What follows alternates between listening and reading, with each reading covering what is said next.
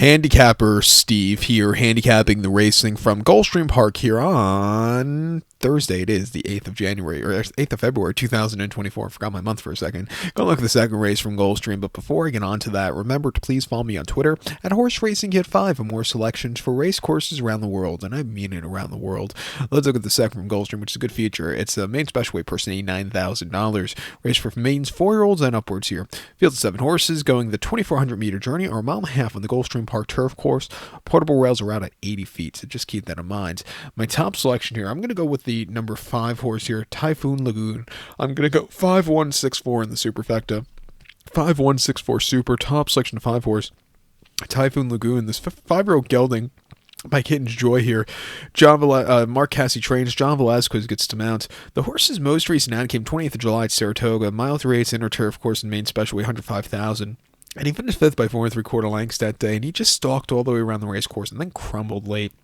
I was facing a little bit tough horses, was staying the trip, wasn't day to win. Back to this turf course where we really ran a decent race a year ago to the day on this course.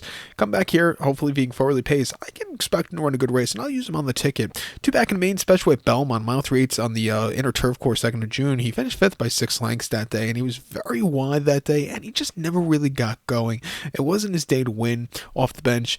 3 months prior, or 2.5 months prior, 22nd of March at Tampa, mile 3/8 in the main special weight. He finished 2nd by a nose, and he had to leave for a split portion. He got overtaken late, but he ran his heart out that day, but he should have won there. And then a year ago to the day, a mile and a half on this turf course in main special weight 71,000. He finished 3rd by 2 1/4 lengths that day. He was with the pace setters from Y Postra. Again, he kind of got caught in the lane, but he ran his heart out. Back here off the bench, decent workouts, wants to stay this trip. I'll use him on the ticket. I think the 1-horse War Officer for Tom Pletcher and Jose Ortiz can get the trip to win. Getting blinkers on, he should have won last time out if he had the blinkers, going mile 3/16 on the Tapete on the 4th of January, where he finished 2nd by half a length, and he just couldn't concentrate on the run. He never got going that day.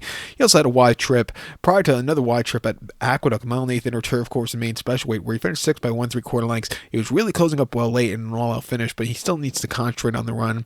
And then over the mile 3/16 in October at Aqueduct on the outer in a main special weight, he finished 3rd by 1 1/4 lengths. Stupidly wide, but again, he wanted more ground, but he ran his heart out. I think he's another horse who's been crying out for more ground. He's training well at Palm Beach. I'll give him a shot here in the early Big 4 that begins with this race.